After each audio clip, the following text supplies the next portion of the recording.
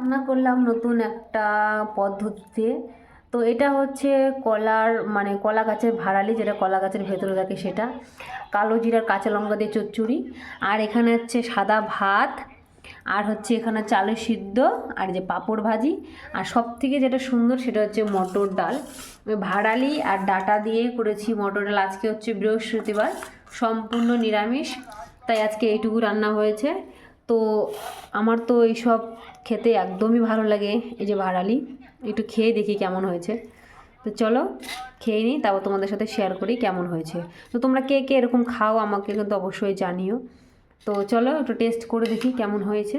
তো এরকম করে ভাড়ালিটা নিলাম আর এরকম করে মাখিয়ে খেয়ে দেখি। ভালোই হয়েছে, দারুণ।